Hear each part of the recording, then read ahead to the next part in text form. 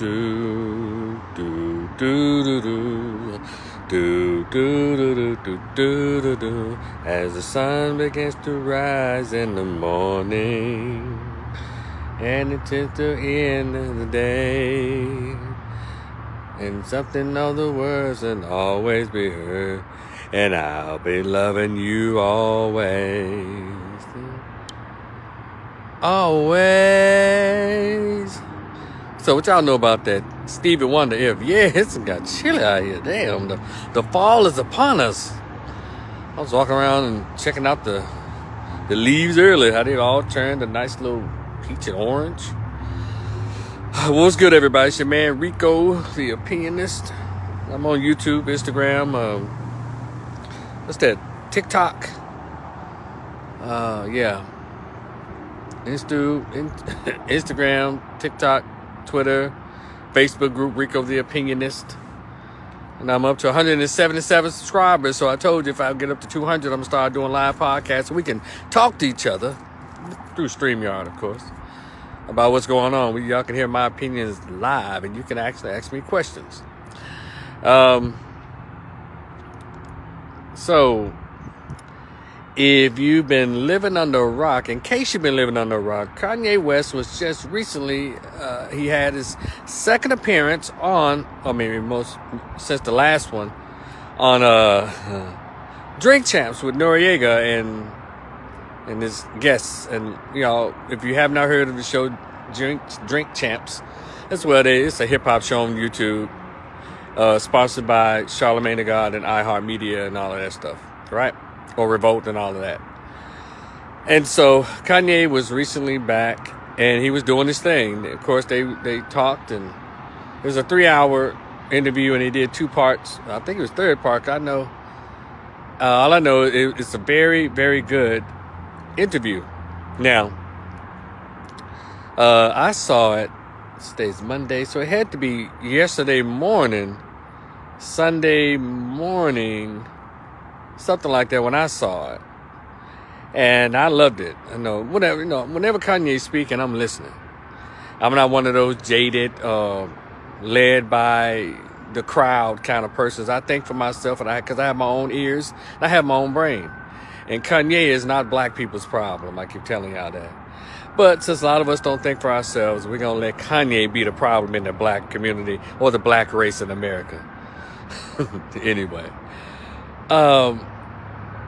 And when he was done, and of course, like clockwork, Noriega, hip-hop head, or Noriega, he called the first thing this morning. I think it was this morning. He called The Breakfast Club and apologized for about 21 minutes. I'm sorry for what he said. I'm sorry. I didn't know he was going to say that. I'm sorry. And of course, Charlamagne tha God said, man, you had to know he was going to say it because, he's been on his thing and he's spreading misinformation. And then they got into this whole thing about free speech. And Charlamagne tha God was, the big gatekeeper. And I'm going to get to it in a minute, y'all. Charlamagne tha God, well, you can have free speech, but but it's about misinformation. Charlamagne tha God, you need to close your mouth. You really do, before somebody comes on that damn Breakfast Club with some guts and going to tell you to close your mouth.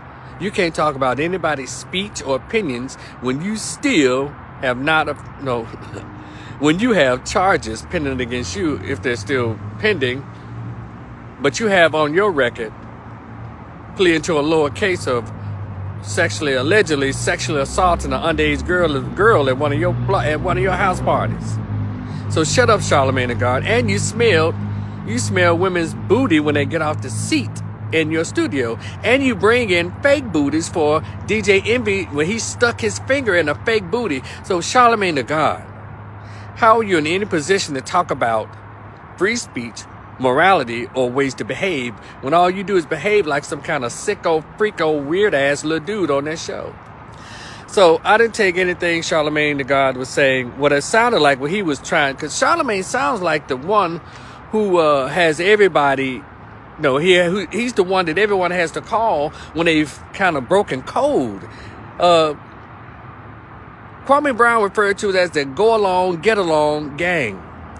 And a lot of people seem to be connected to Charlemagne the God, because when they screw up, they come straight to him, and he has to say something that, well, yeah, y'all shouldn't have had him on, or, yeah, that's inappropriate. Charlemagne seems to be the godfather of these people. Even he's connected to the Ghetto Boys podcast. No wonder Willie D is going off on Kanye. He's connected to, who else?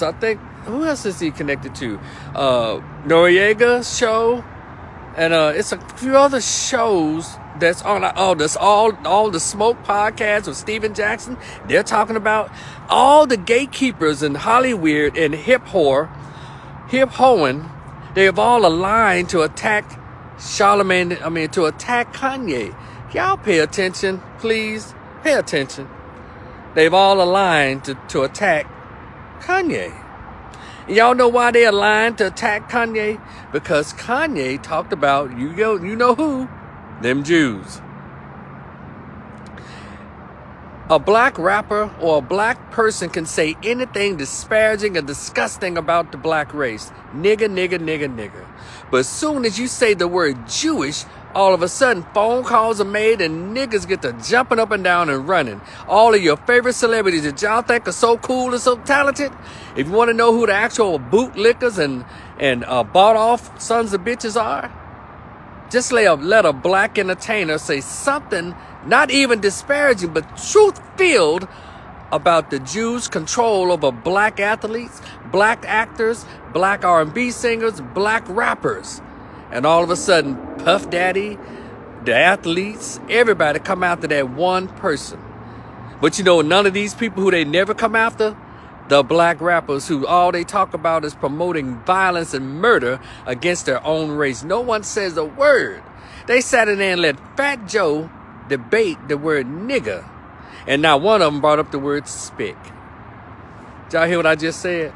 So, yeah, I just need y'all, those of you who are calling Kanye insane and saying he's embarrassing to the race, y'all gotta be kidding me, right?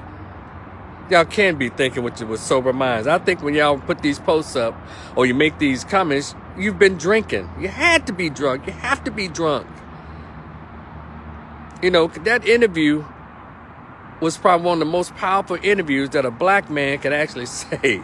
Because we got a lot of black men who are scared shitless. Now, they talk tough to the black race, but they don't talk about them Jews. They don't talk about white folks. Even the people y'all think are the smartest of us, Roland Martin. Oh, my God. Crazy ass Kanye. Crazy ass Kanye. If anybody, Roland Martin, you must think we're crazy if we think that woman that you're married to is your actual wife and not your beard, you fat fucker. Get out of here, man. Allegedly. Reportedly. Somebody said, I heard it somewhere. You hear me? So y'all stop taking these celebrities seriously. You can't, because you can't get into Hollywood or to music or sports without signing the contract or without being involved in a ritual. Y'all see all over YouTube like I do. The people have broken the rituals down. For some reason, because they make you laugh, they entertain you, or you watch them in movies and television shows, you don't think these people, how you think you get on commercials? Someone has to audition you and make sure that you're the right fit for what they're trying to do. Do you understand that? They got your politicians on rap. If you don't think that your politician is bought and sold by a Jew or some white entity, ask your favorite mayor, ask your favorite city councilman, ask your favorite school board member, ask your favorite preacher, ask any one of them that you like. Because it seems to be about the people that you like or we like. Shout out to Kwame Brown again. I had to give it to that brother. He brought out some very simple but deep concepts. Go along, get along, gang, but we refer to them as gatekeepers. And it's all about who you like. Because the stuff that Kanye West said when he talks about those Jews and their control of all the black entertainers and they name Puff Daddy and others, Minister Farrakhan, Dr. Khalid Abdul Muhammad, they all said the same thing. But it's funny, Dr. Khalid Abdul Muhammad got in trouble, but Ms. Farrakhan caught it too. Only when they mentioned Jews. So y'all never thought to ask, what is it about this small group of people, not even a full 10% of the country, but they seem to own all of the money and all of the entertainment. And Kanye West and anyone who's before him, because it ain't just been Kanye, but Kanye seemed to be in a financial situation where he can ward them off just a little longer than the rest of them, because being a billionaire buys you a little more time, but eventually, they're forming a circle around him right now to take him out. While we think it's funny, members of the black race think it's funny what they're doing to Kanye. So much so, we're participating in trying to take him down, like we get some kind of sick ass and enslaved. I can't leave the plantation, so I'm hating on the next man or woman that leaves the plantation. Giggle out of it. It's weird. And you know what? I said years ago, talking to my small circle of friends who like to use their brains, I said the black race in America stopped reading books after 1996. That's when I graduated from my HBCU. And I know black women started reading real books at least after 95, 96. Because you ask a black woman if she knows who Dr. Frances Cress Welsing is. I don't know who that is, but I know who Michelle Obama is. You ask them if they know who Dr. Joy Leary is. If they know who else, Dr. Lenora S. Weems is, Dr. Julia Hare, Dr. Joy Leary, they don't know who none of these scholastic sisters are. They don't know who none of them are. But you ask about some kind of Bell Hooks, the feminist bitch, and all the stuff that they don't really need, that doesn't really help them out as people. The sisters know all those books. And a lot of black men stop reading. You ask them who some of those same authors are. Ask them who Dr. John Henry Clark, Dr. Ben Yakahanan, Brother Aswa Kwesi, Dr. Ivan Van Sertima, Dr. Amos Wilson, Dr. Naeem Akbar. You ask them who these scholars are, the average African-American male cannot tell you who it is. And we just bought off. Hold on, Keelan, I'm going to entertain you, because you said, I'm going to entertain your comment. You said, hold on a minute, brother. Y'all hold on a minute, because Keelan has something profound he needs to say. I'm going to go ahead and entertain you, Keelan. It says, I think he could be more strategic with his approach. Standing loud on a platform, exposing his masters, never end well for any activist. MLK. Okay. All right. Keelan. You know why, though? Why Jesus, MLK, and Malcolm X was saying the truth out loud and they were taken out? Because we stood by and watched it. Those of you who are in the entertainment, y'all know what's going on, but y'all don't tell it. And why do you have to be strategic to tell the truth? When has strategic ever worked for our race when it comes to fighting the devil? Just be a man and a woman and do it. All of us can't sit back and watch one man or one woman fight all of our battles. That's cowardice. So I kind of reject that statement, brother. Because to make a statement like that means no, here, I'm going to tell you what to do, but I don't want to be involved in it. If it's another strategy, where there are people like you, Keelan, who are in the background, that can do that. Let Kanye be out front, where the rest of us can be in the background supposedly working, right? But that's not how it works. So Malcolm X, Jesus Christ, Moses, Marcus Garvey, Nat Turner, all of those, Ida B. Wells Burnett, they're messing around and they're speaking for a large group of people, and their only criticism is, well, you have to be more strategic. Dr. King was strategic. He had strategists around him, and they still shot him in the face. Malcolm X was strategic. He had people around him, and they still shot him in the face. You know why? Because the masses of us who believed he was telling the truth, who were inside working with the very masters that they're talking about, stood by and collected their coins and kept their living and stayed out of the fray, but had a lot of criticism, Keelan. So that statement like that is almost like an insult to those men and those women who stood up. So that's like I said, luckily Kanye has $1 billion where he can actually stand up and speak. And for those of us who believe that the strategy should be others, help him, join him. We can all do some on our part. At least let's join in and defend the brother. Who gives a damn about the delivery? And I moved on from you, Keelan. I'm not talking about you now, brother, or talking to you now. I moved on. I'm going to speak generally. Because I think, and it bothers me when our race always waits on a Jesus Christ. Why do we always wait on one person to say everything that we already know, but we're not really working behind the scenes to really make any changes? We always wait on a Jesus Christ. That's why nobody else is coming. This is it. And it always ends up the same thing. Those of you who are in church, Jesus went against the Jews and shut down the synagogue.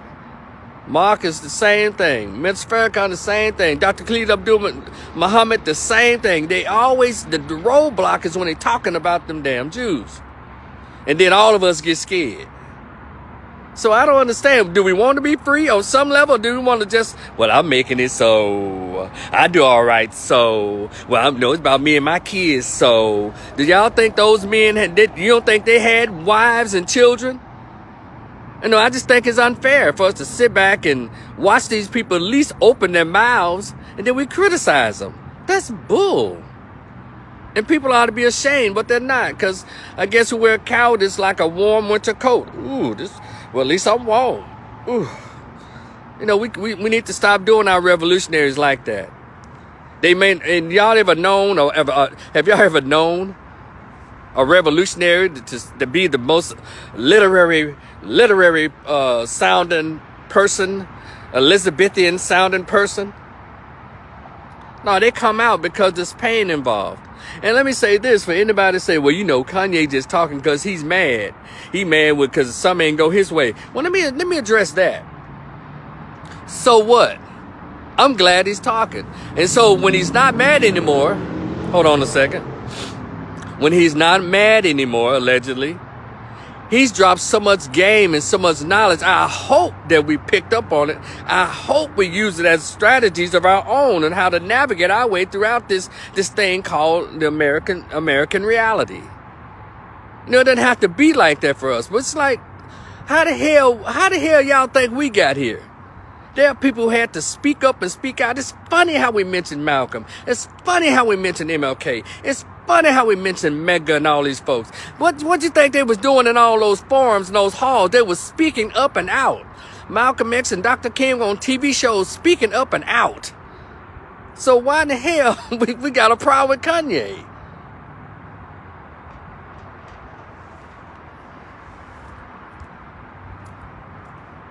Yeah, don't go anywhere, Keelan. I'm gonna open the floor, man. Don't go anywhere. I'm gonna open the floor if anybody wants to share their thoughts. Because it's amazing. Sometimes people force me to seem like I'm the smartest guy in the room. And we tried all the strategies. Let me tell you what the strategies are. Man, Mr. Farrakhan shared with us what Elijah Muhammad said over 75 years ago. We tried all the strategies. We've prayed in, we've kneeled in, we've slept in, we've done everything to try to get in the house of equality. But one thing we have not tried and we refuse to try, that is our unity as a race. Why is that such a cuss word to black folks? Let Kanye be the catalyst for our unity. But you know what? We're so involved in so much devilment. So many of us have sold our soul that our natural reaction is to go against whoever it is, whoever the Kunta Kinte is in this society. And it just happens so freely. And, you know, I see if it was just mainly, you know, white folks and Jews or whatever come out of Kanye, but we got black folks.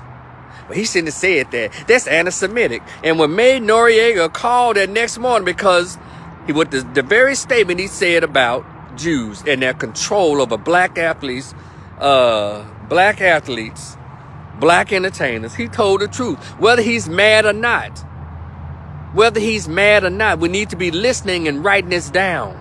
Because obviously a lot of us don't know shit about how this thing called entertainment runs. Who runs the real estate? Who runs all of this? In my hometown of Memphis, they got nothing but Jews that own all the land in Memphis. And a Negro can't hardly buy a parcel or a sidewalk. Because they got to go through some kind of Jewish developer in Memphis. In Dallas, they got all kinds of, when you see the for sale signs on lots and parcels of land, some kind of Jewish last name. See, and it's funny.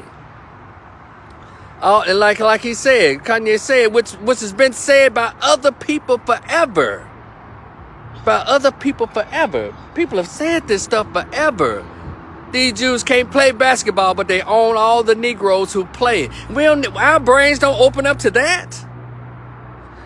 NBA is 90% black males, but the commissioner is a Jew. Every year, the commissioner is a Jew of basketball. I ain't never thought about that, huh? See, when you understand, let me repeat Brother Neely Fuller for a lot of y'all. Y'all probably never heard of Neely Fuller either. But he wrote a book called The Compensatory Code. And that's what that is the platform that Dr. Frances Cress Welsing, who wrote the ISIS papers, she and Brother Fully traveled around talking about racism, white supremacy. And the way it's defined is racism, white supremacy. If you don't understand its purpose, its agenda, everything you see will only confuse you. Everything you know and you see will only confuse you. It's like watching the movie The Matrix. What you see is not even reality. But when you find out the ugly truth, hell, some people don't want to know, so they take the blue pill to stay asleep. And the red pill is what opens you up to the reality, the ugly reality of what's going on. And a lot of black folks, by way of church and just fear, have just taken handfuls of the blue pill. And anybody that sounds red pill, oh, no, he tripping, he crazy, he tripping. Girl, he gay. What's wrong with that brother? He must be hurt or something. He's got mental illness. And let me tell y'all something else about throwing that mental illness shit around so much. How come people got to be mental illness when they speaking the goddamn truth? And it's very interesting, a quote I wrote in my post today. You know, the truth only sounds like hate to those who hate the truth. I don't know who put that quote out, so I put unknown. But but that quote is the damn truth. Nobody's coming from a place of perfection, where I like to think we're all coming from a place of practice. But I need Negroes to practice waking up, because this don't make no goddamn sense. But it's so easy to attack Kanye because, like he said, and Kanye is not the originator of this conversation. Kanye West is not the original of this conversation. Black men and black women have been talking about the control over the black mind for the past 100 goddamn years. If you don't believe me, go find one of the first books that's written about it. In 1929 or 1930, a book called The Miseducation of the Negro by Carter G. Woodson. He tried to get us together because he knew folks had just come out of that horrific experience called 250 years of cattle slavery, ripped of your name, your language, and your culture. But he said, here, this is how this got you thinking. So go find that damn book and start from the beginning so I won't sound crazy to you. Or anybody, so Kanye or anybody else, so Minister Farrakhan, so Dr. Khalid Abdul Muhammad, rest in peace, brother. Dr. Frances Cress Welsing, rest in power, sister. Brother Neely Fuller, none of our scholars who tried to teach us for the past 150 years, they died poor, they died broke, they died disillusioned with their race because black people just act like they're fucking stupid. I'm not asking everybody to be Mr. and Miss Tough Guy, but don't attack those that you know that's telling the truth. Hit them on the Cash App, goddammit. Send Kanye a letter saying, you know, we got you, bro. We hear what you're saying. And guess what? Instead of putting up shit like, we must protect this man at all costs, let's protect him at all costs when you see him. But y'all want to know something else about this Jewish media? Or the just media period when it goes against the agenda. And y'all know there's plenty of agendas out there. The number one agenda is to keep black folks asleep. You know, all these people fought and gave up their livelihoods and gave up their lives to try to wake up black folks. I'm frankly, look, and I'm going to tell y'all, I wasted the last 25 years of my life. You know, still wasting it, but I'm changed. I'm trying to. Because some nights I was talking to a buddy from Facebook earlier. And I told him, I said, you know, sometimes a couple of times I've said out loud. I remember when I was a kid, a young man at Grambling, when I used to write my newsletter. And it used to have this kind of vitriol, this kind of response to a lot of folks. And I said, God, how come you woke me up? And now today my prayer is, God, can you make me a nigga? Because the niggas seem to be doing all right. They live good. They don't have no problem. They eat what they want. They deal in as much debauchery and foolishness, and there seem to be no problem. But those of us that you, oh Father, decide to wake up with a particular consciousness, we're the ones out here seen to give the appearance of mental illness. Our bank account's kind of shitty. And not that we're not smart, not that we're not capable. It's when we're distracted by doing what we've been assigned to do. Come on, somebody. It's just different. And I know you don't understand what I'm talking about. You know, I know you don't know what I'm talking about because you have to be one of the chosen to understand when God gives you an assignment. I ain't talking about these Christian folks. Y'all know who they are. You know, and I said, damn, I hate this. Like, cause whoo, I hate it sometimes. Like, damn, can you, I'll take it at 53. Can I wake up tomorrow, nigga? Can I be oblivious can I just oblivious so I can concentrate on doing what I need to do? Cause the niggas seem to be doing all right. I'm telling you, it sucks. And we live on a capitalist. We need capital. And I heard a brother say, you don't make no money off of activism unless you're an activist that come off of CNN or a homosexual activist or off of MSNBC. But if you're an actual heterosexual, masculine, black activist or labeled an activist, and you believe in the black family, mother, father, children, you're not with all this other weird shit that's going on.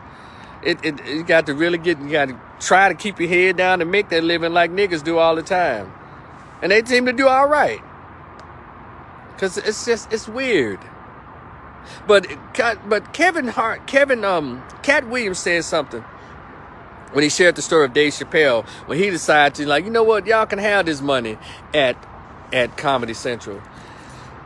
Cat Williams on YouTube, find on YouTube when he said that when Dave Chappelle left, he said no, because he said they really owned him $500 million, but they tried to get him $50 million of his show that he owned, that it was his creativity and all that, but Comedy Central tried to get him man $50 million when the show generated $500 million. He said, F y'all.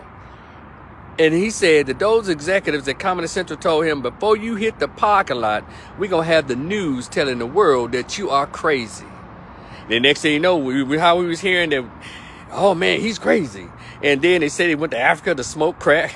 All kinds of shit put out there. So the media is tough. It can make you and it can rip your ass apart. And a lot of people don't want that smoke because they don't believe in God. And Kanye West, and I'm not a religious dude, but he always talking about God. Always.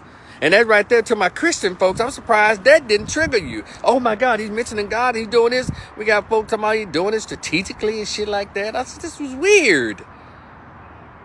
And again, Kanye is not the only one who's ever said what he said on Drink Champs, what he said on Tucker Carlson. Let me go there. No, it's interesting.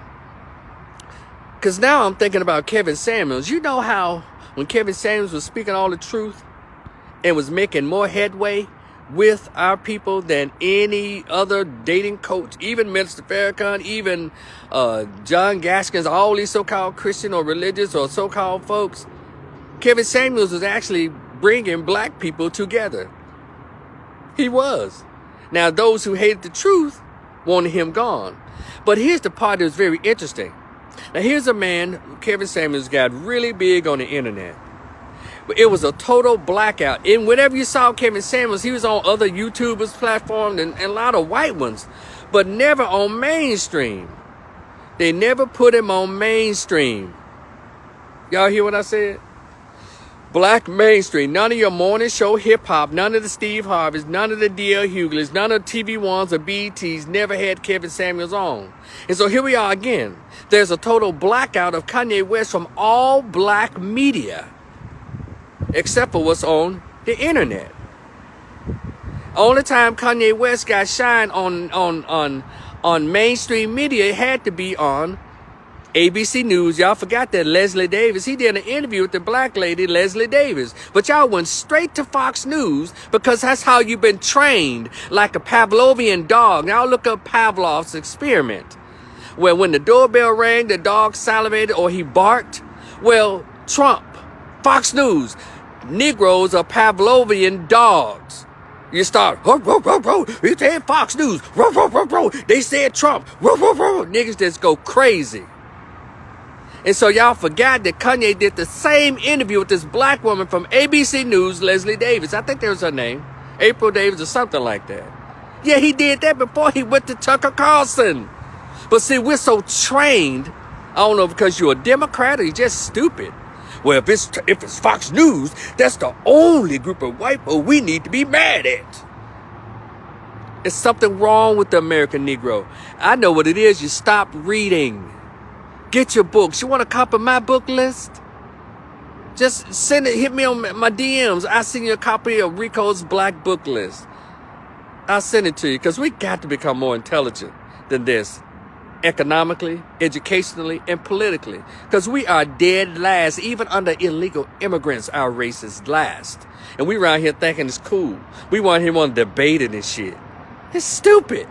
Now, and I also asked God, could you make me more selfish? See, if I gave a damn only about myself, I wouldn't give a damn about what's going on. My bank account would not be zero. You know, because I'd be working on myself and doing everything only for me. I wouldn't be fooling with other blacks or even on this free ass Facebook giving this free ass game. So I've been asking God for a lot of stuff. These last couple things. Make me a nigga and make me selfish so I can get some of this money so I can live a better life for these last 20, 30 years I got. I'm 53, so about 30 more years I got. You know, but I think that by I hit 75, I'll probably sit my ass on the porch. But so the next time when I'm really up and at 'em, you know, need to get the bank account, I need to retire, I need all this. Because I'm telling you, I really spent 25 years. I made choices. I'm not tripping about that. I made choices. And even now, still, Rico, shut up and take your ass and it's just something in me. I can't.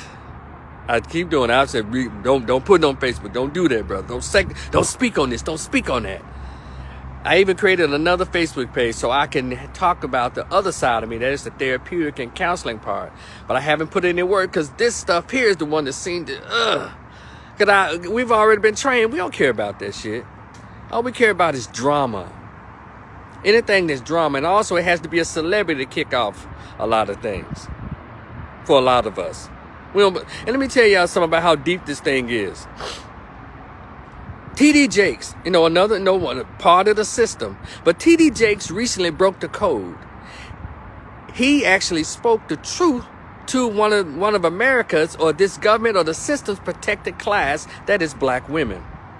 And the black church is one of the slave-making tools on the plantation. All you gotta do is read this shit.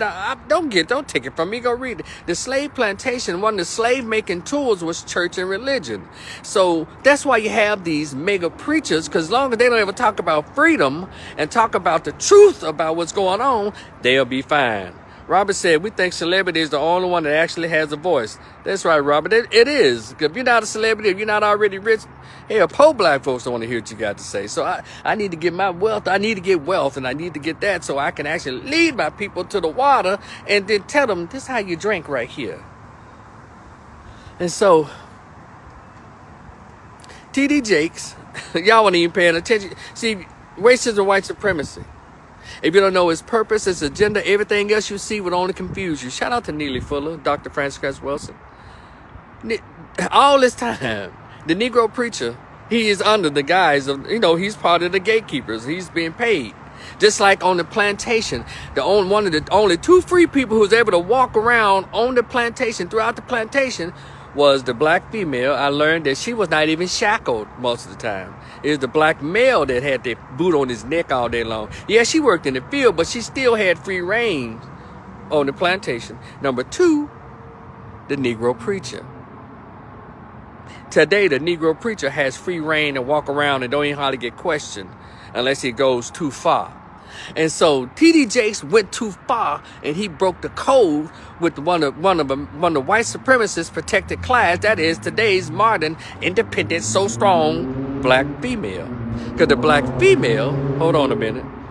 Y'all ever heard of the story of the Pocahontas? What she did went against her own culture and her race and let that white man John Smith into the village, and they came in, they slaughtered and scalped and beheaded every goddamn body. Well, the black female today is the Pocahontas of our race. Come on, somebody. Let me give y'all a minute to process that.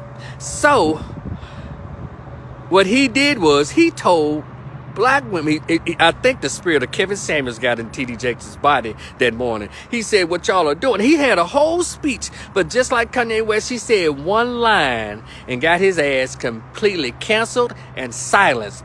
Give me a second.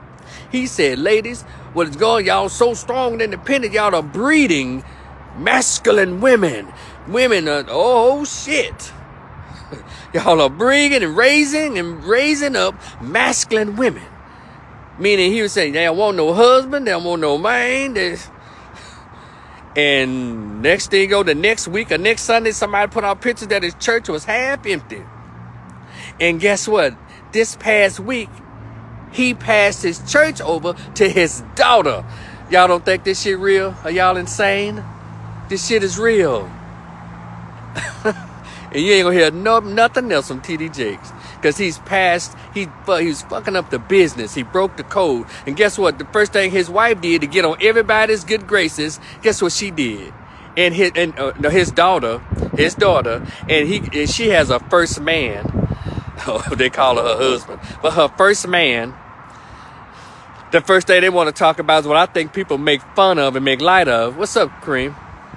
They talk about, first thing she did was, I want to apologize to everybody who been hurt by the church. Ma'am, you can't make that apology on behalf of all the church. You just worry about the Potter's house. You can't make that apology, ma'am. Nice gesture. And the first thing she talked about was the good old fashioned, pull this card out when we need it, mental health. Well, everybody should be getting their mental health. I mean, you shouldn't play with mental health. And we want to make sure you go and get help. Come on, y'all. You can't make this shit up. And that's what happened. And that's what happened to TD Jakes. He's no more. Because he ran his mouth and he ran the money off. Everybody knows that church is big business for women. Men have left the black church a long time ago because real masculine men ain't trying to hear that shit. You know, the head of our house is us. Because ain't nobody else coming in to pay no bills. And they finna listen to no preacher tell a wife how to run their damn household. If you're a man.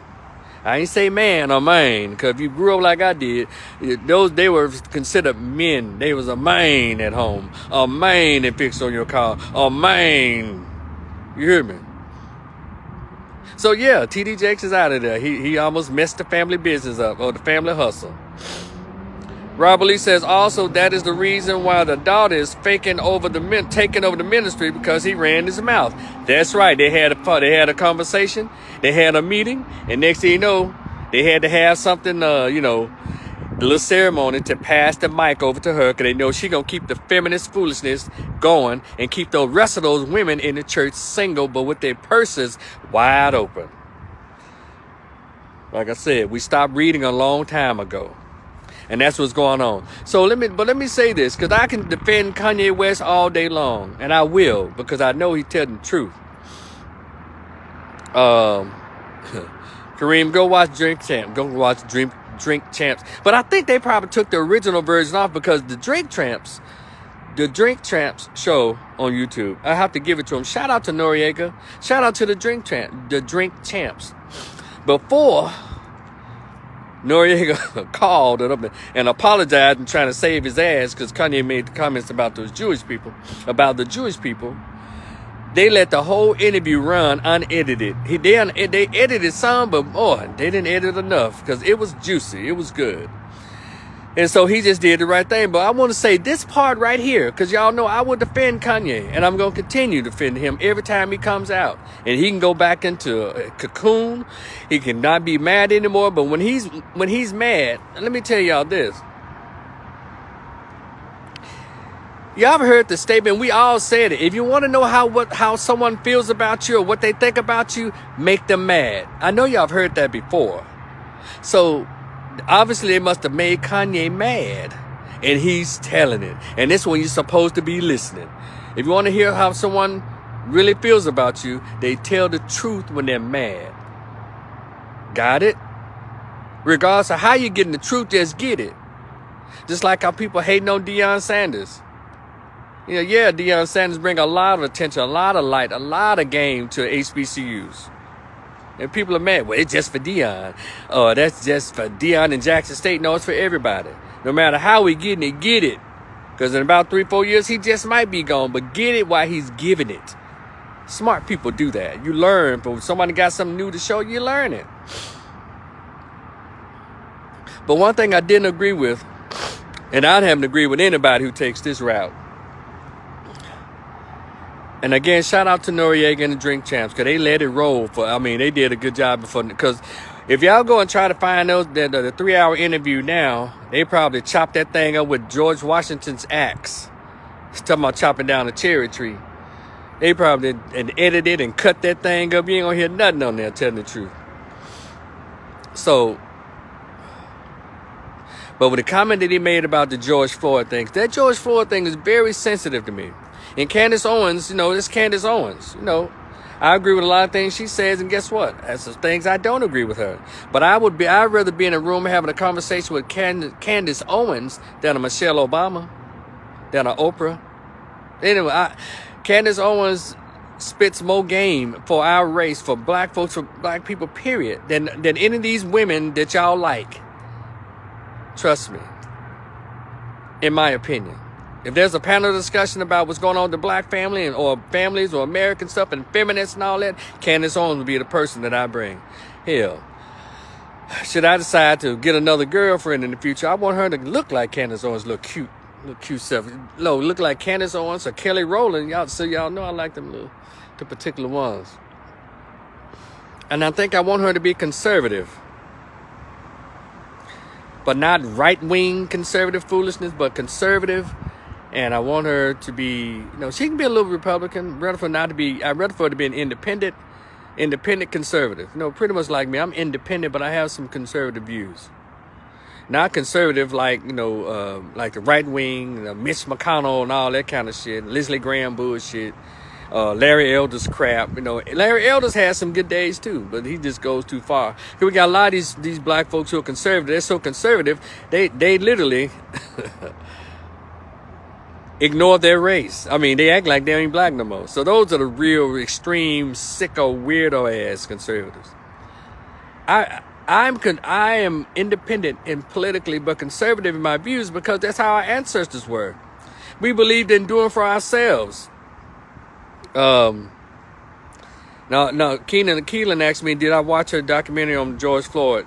No, I didn't. I heard her commentary before she did that documentary, and I didn't care for her disparaging description and all of that then. So unless it's something different with Candace Owens, I don't know. Other than that, But I appreciate Candace's voice because she speaks a lot of stuff that black women just aren't capable of saying when it comes to speaking against these funk ass feminists and this weirdo and this trans behavior.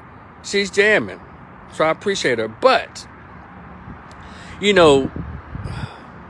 I watched the video like everybody else when George Floyd was being attacked. So, and I'll tell anybody, I don't care who it is, don't bring me up that bullshit about him being a drug addict. I know that motherfucker. We all knew. We saw the white stuff in his mouth. We saw the videos when he was getting busted for drugs. We saw all of that. I don't give a fuck. I don't give a damn what he was doing. Well, he stuck up a lady. He stuck a stomach to her belly while his friends robbed her house. Okay, and guess what y'all keep leaving out? He went to jail for like 5 years for that shit. Yeah, I already spoke on that, Keelan. You said the white mouth, and I'll speak it. I'll say it again when I get through my George Floyd thing. I know all of that, and for anybody that said that, for these little conservatives out there who try to say, well, y'all making a martyr out of George Floyd. Ain't no motherfucker making no worshiping George Floyd or martyr out of George Floyd. If y'all pay attention, George Floyd was treated like. It's almost like to send a message to the rest of us.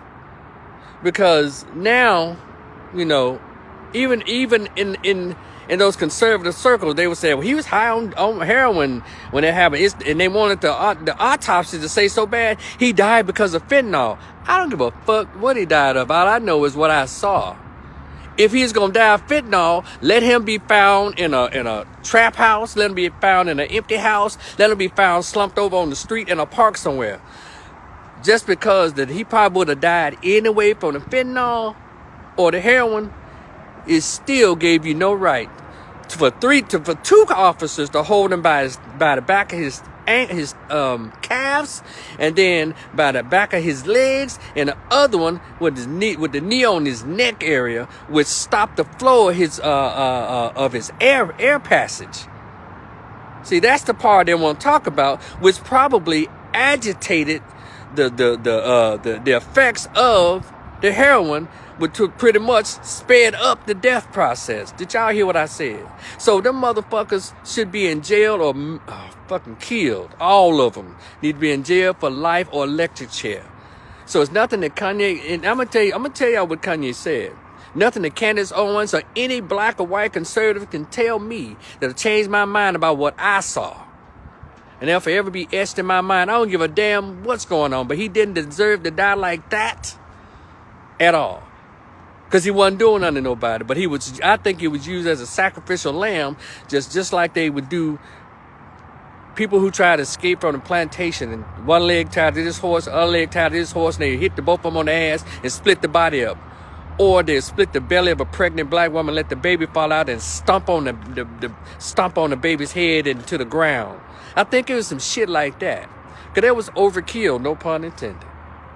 So you can't, I'm not one of them slow, well, you know, he was out there doing them drugs. He wasn't nothing but a fucking drug addict. He wasn't this, nothing. That don't work for me.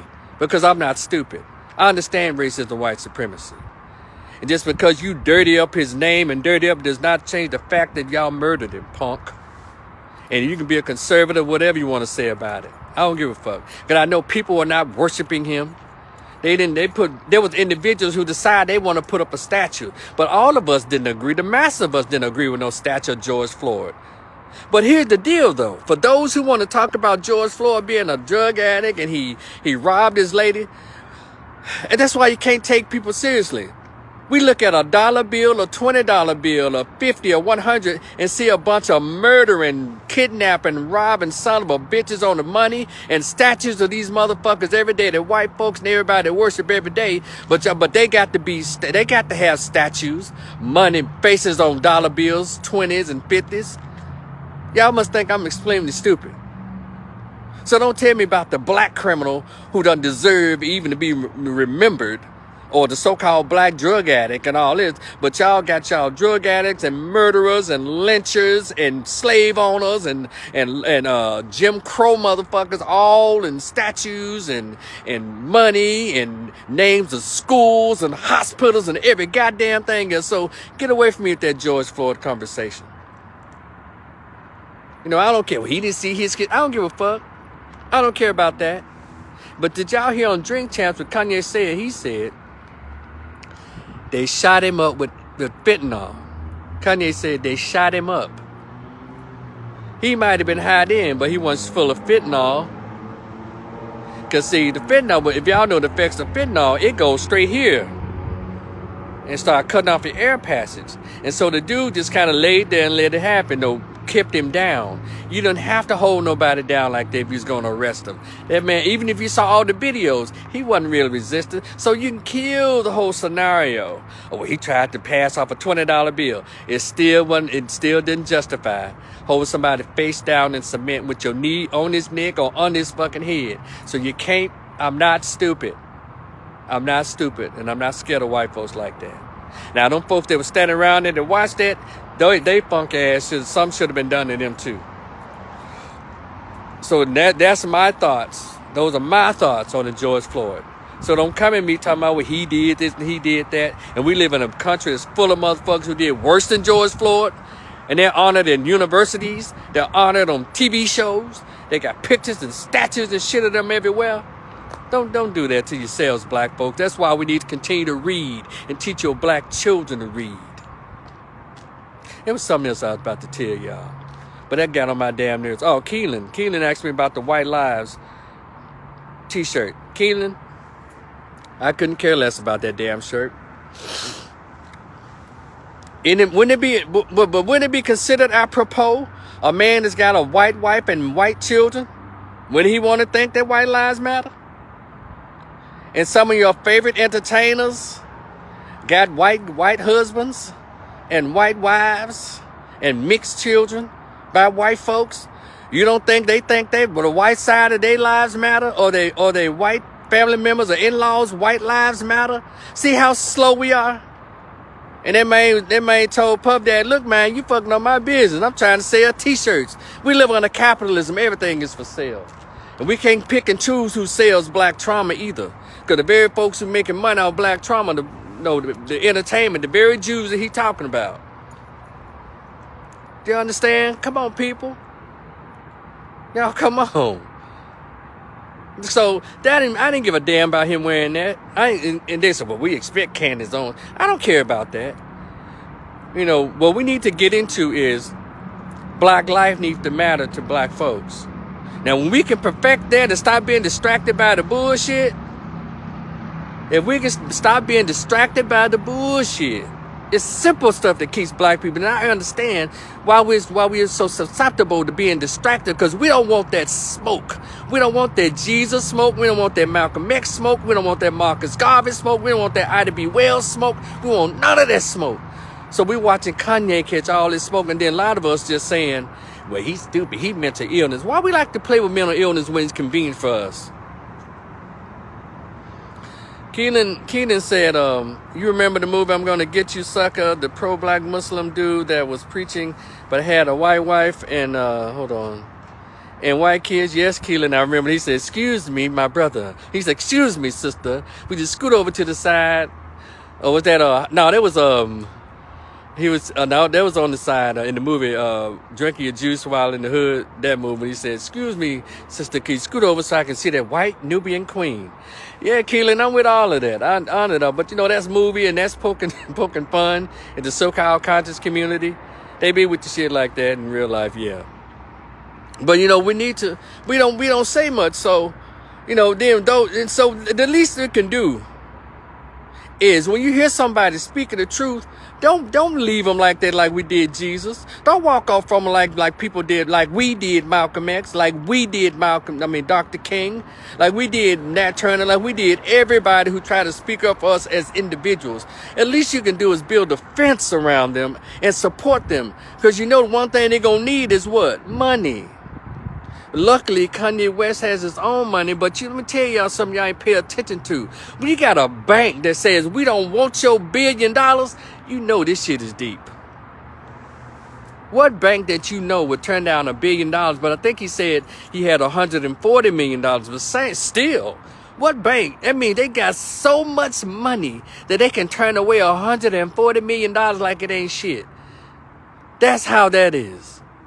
And we still playing game. Kanye ignorant. He ain't got good sense. He ignorant. But we looking all past all these stupid ass rappers and these bootlick ass actors who get on TV and do real sex scenes with men on men. These old stupid ass shows like P-Valley and Lovecraft Country and what's this other stupid shit? Real House Bitches of Atlanta and Big Lust and Big Hips of Love and Hip Hop and Black Ignorance and what's that bitch name? Miss Fat or Miss Pat, whatever the fuck that ignorant horror name. Oh, we watch all this stupid shit, but Kanye is the buffoon?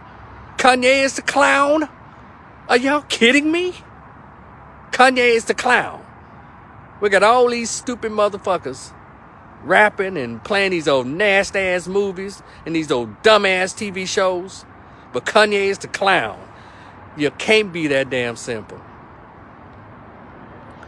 You can't. So that's what I'm saying, man. You know, and nobody loves black folks the one I do. I swear. But we're going to have to start reading again. We're going to have to stop this fear. Stop calling on Jesus. You shouldn't know, goddammit. Stop calling on Jesus. Jesus likes to fight. And we scared to fight. Don't call on the name of the Lord no more. Stop it. It's insulting. You make yourself look stupid. No, because he was there wreck shopping shit. Malcolm. Stop bringing up Malcolm X. Stop bringing up Dr. King. Stop bringing up Ida B. Wells. Stop bringing up Harriet. Harriet's about freedom. You know, we need to cut it out. It's dumb. Just be the slaves that we are and let this shit go. Because we already doing it. You know, we so stupid we can't even be a lot of us can't even be at Pee Wee football without other black men being murdered. You know we dumb as fuck. Who in the hell goes to children's football games and gunshots ring out? First, a fight breaks out. Who does that? I'm sure quite a few people do, but I'm concerned about our behavior. Because we actually have a mental health problem. It's called cowardice. You know, we got 105 black schools. It's 41 million black folks. We can't even send 2 million black kids to black colleges. You know, it's a lot of shit. Because racism, white supremacy is what it is. But it's some things that we can do on our own that can maintain us.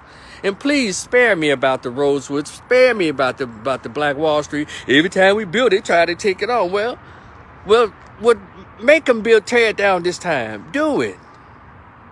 You know, if you hear a black female who's speaking the truth, like a Sister Shahrazad Ali, how come sisters like her and Dr. Cynthia McKinney are not invited to the Essence Festival?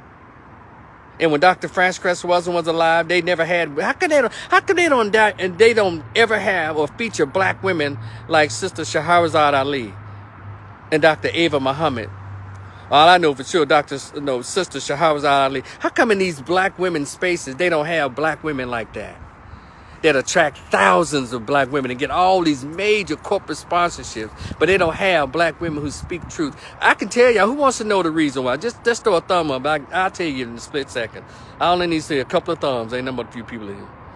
Who wants to know why they don't invite those kind of women? You know why? Because those women talk about black men in a positive light. They talk about the black family with the black man being a head of household. They talk about how black women have just pretty much given up their role as the woman in our race. That's why they don't have those women there, because they talk too lovingly and respectfully about black men. Now, they were a bunch of feminists saying black men and black women, we're more educated than black men. More black women are starting businesses. Black women on the move. See, those women don't talk like that. And that's why those women aren't allowed to be around these feminist sheeple. Now, y'all get it? All black women aren't together. Which ones? Hey, cuzzo, which ones, Kim? What names are you talking about? The women I just named, like the black female scholars, like Dr. Frances Cress Welsing, Dr. Julia Hare, Dr. Joy Leary, Dr. Cynthia McKinney, hell, attorney Michelle Alexander. I got a whole, yeah. These are sisters that the masses of black women don't even promote. Don't they have black girl magic too? Aren't those black girls that rock? Dr. Frances Cress Welsing, who else? It's quite a few of them. I have to remember, but those are the ones at the tip of my tongue. Yeah, I read black males as well as black female literature. Because my thing is we need to get our black family together. That is our power base. Just like in the Hispanic community, the Jewish community, the white community, the Asian community, the Indian community, the Arab community, everybody's community. They understand that, oh, you're welcome, cuzzo.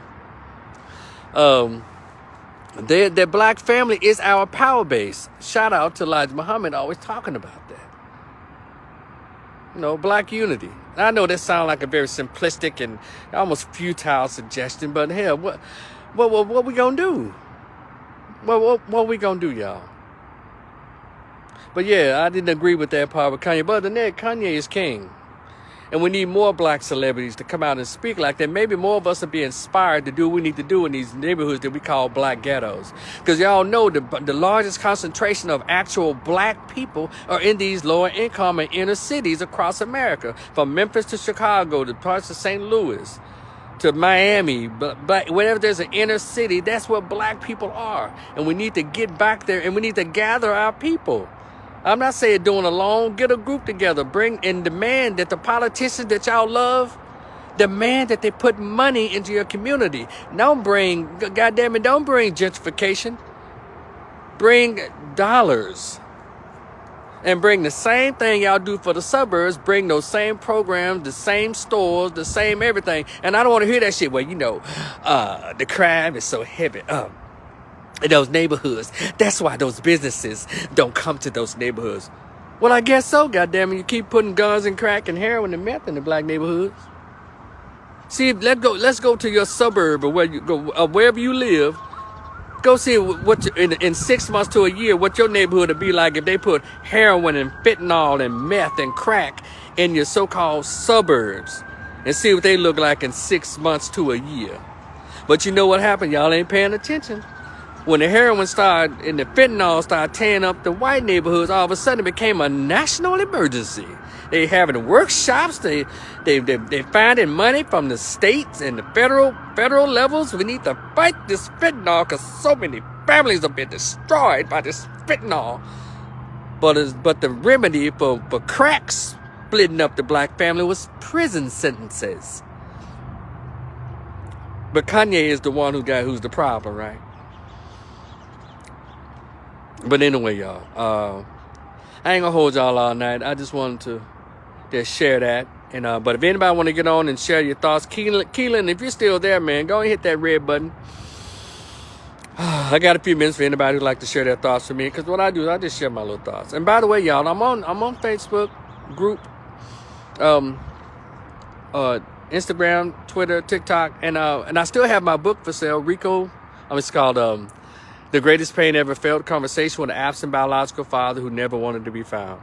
It's only $10, $ Rico the Opinionist, OPINIONIST, and the link will be on this Facebook page, and I think it's in my Facebook group, Rico the Opinionist, and on my YouTube channel here. Send it $10. Send me an email address, and I'll send it. It's in a PDF format, so I'll send it to you, and you can read it and share it, whatever you want to do with it. Yeah, send that email address, and I got you. Or if say, hey, Rick, I just want to support you, because man, you do drop some bombs. $ Rico the Opinionist, as well as PayPal, Rico the Opinionist. Look, if you're cool with me, fool with me. Shout out to Ray the J in Memphis. And I got another minute. If anybody like to pop on, press that green or that blue button. And if you like to share your thoughts on Kanye, I don't care what it is. I want to hear your thoughts on Kanye. If you want to ask me some questions, I don't mind. Because I don't have a problem with Kanye. I have my t-shirt that says I'm cool with Kanye. I made that shirt about 3 years ago. And I need to make another update that says I'm still cool with Kanye. Because Kanye is not our problem. It's these old, it's the people he talked about. That's our problem. Systematically, they're our problem. We need to form a fence and get around and start straightening our business up. And also locally, these damn drug dealers, rappers, gangbangers, they're our goddamn problems. And a big root of that is single motherhood. That's our goddamn problem. So we got a lot of work to be doing instead of sitting around here calling Kanye crazy. Ain't nothing wrong with that damn dude. He talked about all that. He said, man, they was putting out that crazy rumor when I first went to the hospital. Yeah, I remember when he went to the hospital when he went off on Jay-Z and Beyonce. You remember that? He said, when I first went into the hospital, unless he went again. But other than that, he said he put that room out.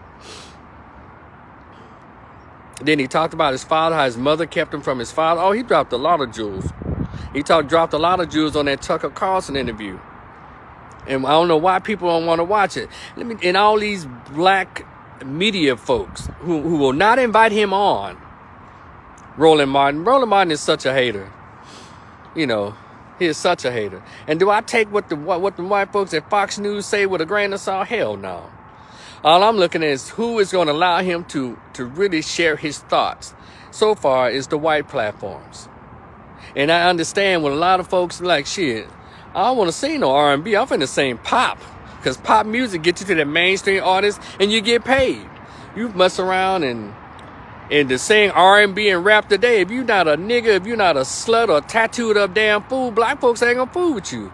If you clean and you're intelligent, your music sounds like you're trying to love, a woman is trying to love a man or trying to teach a man to love a woman, they don't want to hear that shit. They want to hear about, and I ain't gonna hate on the song, but no, they want to hear some stupid shit from Summer Walker. They want to hear, put it on me, pressure. I want to get to you, love me, right, no, baby, pressure. They want to hear shit like that. I do too at times. Come on, what's that little chocolate girl name? What's her name? Not that ignorant Summer Walker, but what's her name? Y'all put her name up there. We'll sing that song, Pressure. Give it to me, put it on me, pressure. Yeah, her. But see, I put things in perspective. But to make a real love song that teaches us how to love and be in love with each other, they don't want. We've been trained. Our youth has been trained. Now, who is this? Okay, Keelan, let's hear it. Ooh, let me get you in there, bro.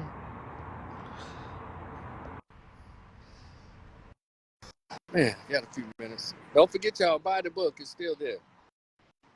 Rico the Opinionist. My man.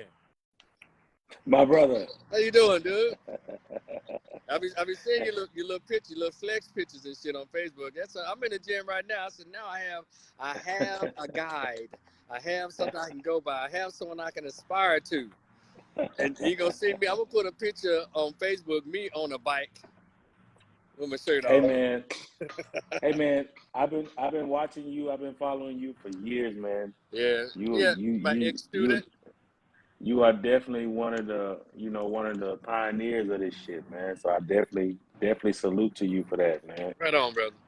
For real, man. But And let me say this, and I heard you were talking. I didn't mean to interrupt you with your thing, and I heard everything you said, and thank you, brother. I appreciate that. But I want to, if I can go back 20 years, man, when you were my student, uh, at Kingsbury, yep. yeah, and I'm gonna tell you this, not because of what you become and how you present yourself, but you was, even though what you like 35 or something now. Well, I don't want to go into that. Yeah, what I'm saying is, easy, brother. What I'm saying is, because see, the older you are, the older I am. Shit. And I'm telling y'all, and I was like 20, I was 27. So the thing is, what you are right now and how you carry yourself now, you are that young man at 17. That same Right. dude, well dressed, very disciplined, carried himself very, a little more grown than your little counterparts, then. I always noticed that, and it was really cool. So I'm not surprised at how you turned out. I appreciate that, Not at man. all. Not at all. I That's what I'm saying. appreciate Because that. you was like you was already there then as a kid, as a young And man, you doing definitely everything.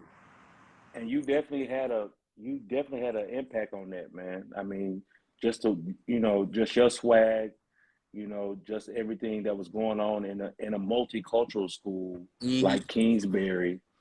It wasn't just a hood school. It was people from Ghana, people from Mm-hmm. Palestine, Mm-hmm. Mexicans, you know what I'm Mm-hmm. saying? And just that whole melting pot and just the way that you kind of helped navigate us through our, you know, high school years, man.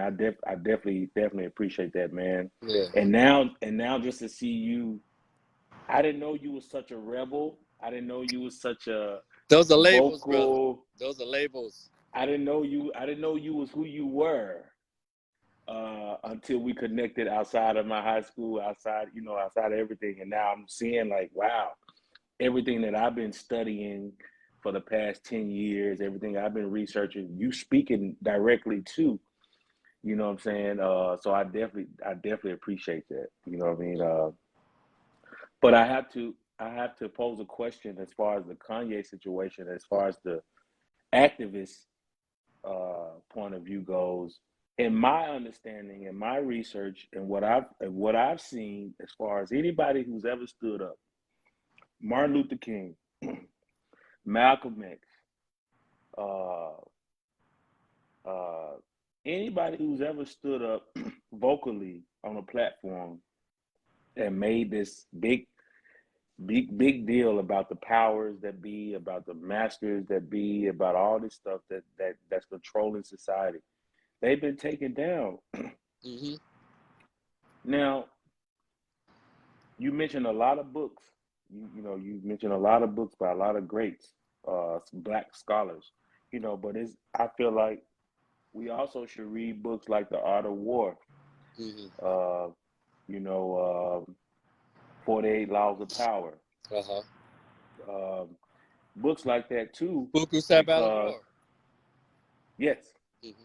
yes, because we are at war. Mm-hmm. We are at war, and it's not just a physical war. It's a psychological war. Mm-hmm. It's a war against spirit and principle and morals.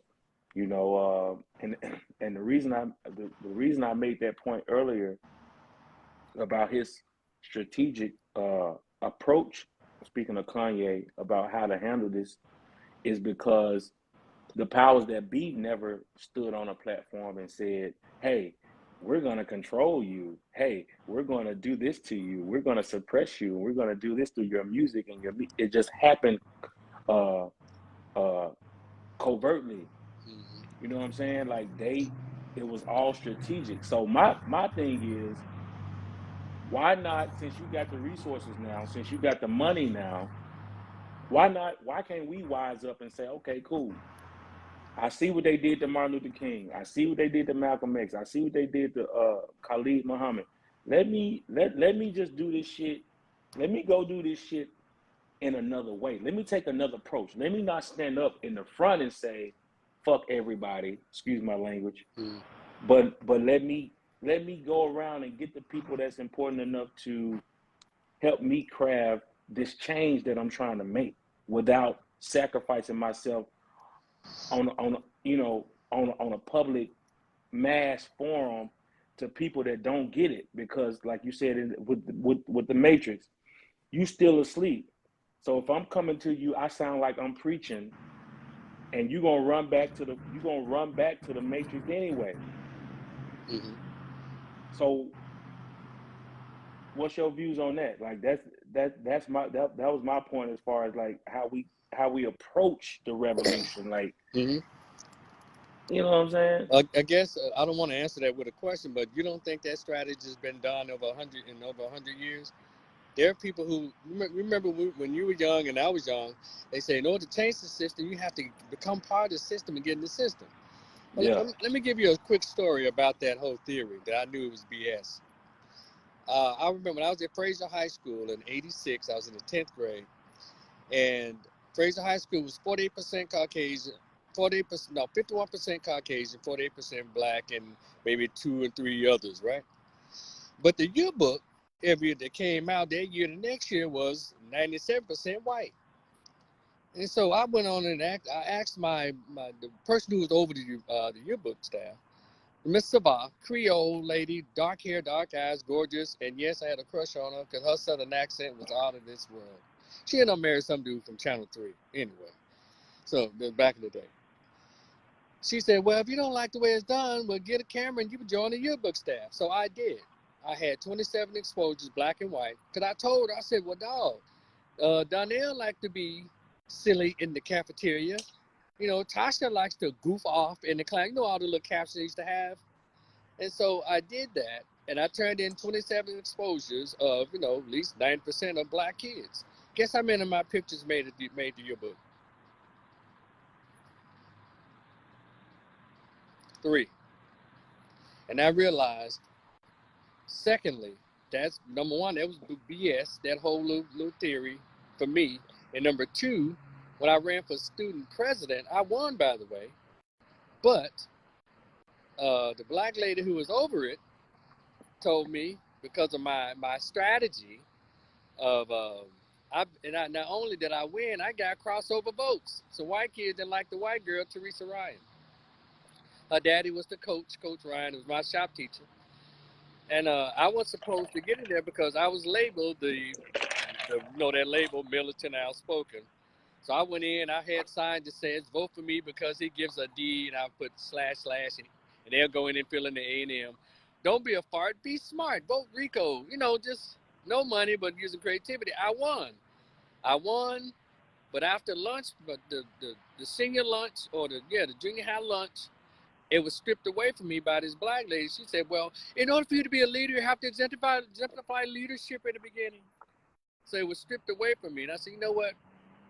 This is BS, because even though I won fair and square, but I wasn't the right kind that she wanted to be. So I understood my place early on. And I understood my assignment. Now, what you were saying, there are people who are built like that. But there are so many people, Keelan, who are on the inside. But what I learned from being from my hometown and even living here in Dallas, once they get in there, they say, you know what? These seats are kind of cushy up in here. Yeah. I don't think I want to make too many waves. And so they learn the politics of it. They call it lip service. And so what you're saying is not an impossibility, but that is not the code that those who say they want to get in and change have been on. That's what I'm saying. Because a lot of us have gotten in, but then they get in there and feel like that comforter shit is warm inside. Got it? But go ahead.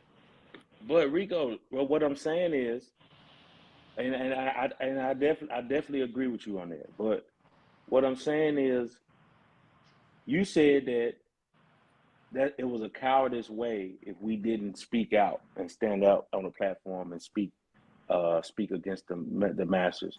They've never done that, bro. Who? They've never, the powers that be have never, the Oh, you're Jewish talking about how they, people. well, no, when you're in control of the system, you don't have to say nothing because it works already. No, but they still have a program. They still have a strategic plan that they are working with us. Yes. Whether it takes 10 years, 20 years, Mm-hmm. they still working the shit. Mm-hmm. From A to Z. They may give us a little piece of it with the transgenders and the with the effeminization of the black men, all that. It's a gradual system. Mm-hmm. They're not coming out and saying, yeah, we're gonna own you, you're our slaves, we own entertainment. They're not saying that. They've already done that. They've always already why done can't why can't we take the approach and do our shit systematically and say, okay, cool, I got a Tyler Perry, that's a billionaire. I got a Kanye West, that's a billionaire. Why can't I put my shit in the music? Why can't I put my subliminals in the movies? Mm-hmm. Why can't I do that to interwove this message that I'm trying to push? Because we already gone, bro. They've already succeeded in the brainwashing, as you said earlier. The brainwashing has already succeeded. Yes. So anything that you speaking, it sounds like rhetoric. It sounds like preaching to people that's already slaves. So it's like, okay, you gotta feed babies baby food. You know, you gotta put the sweets on the front of the fork and put the green beans on the back of the, you know what I'm saying? Yeah. So it's like, my point was, with Kanye, instead of standing on the top of a mountain screaming, they're trying to kill us, and then he gets killed, why not use your money and your resources, bro, to actually create some systems or have private meetings like they do with the Bilderberg groups, with the other secret societies? Start another avenue to where we can actually meet and have some shit going on, instead of trying to be that one person that says, I'm so woke, this is what they're doing to us. Like, do you understand what I'm saying? Like, or like, is that a lost cause? No, I hear exactly what you're saying, and I think that's a noble suggestion. And we have to. And when I'm speaking about Kanye, I'm speaking about an actual human being with flaws. And what this is, it's probably Kanye saying, "Look, this is what they did to me." And so he's kind of like, bitching about what they did to me. But by him saying out loud what they did to him, there's a lot of benefit for us listening. My thing is, take what he's saying for game and use it and move on. Don't participate in the peanut gallery. Yeah, he crazy. He's stupid. That doesn't do us any good. You know what I'm saying? When you want what I said earlier, when you want to know what someone thinks about you, make them mad. What they truly think about you. Somebody's made him mad, so we get the benefit from the game that he probably kept to himself. A long thing was going right for him, right?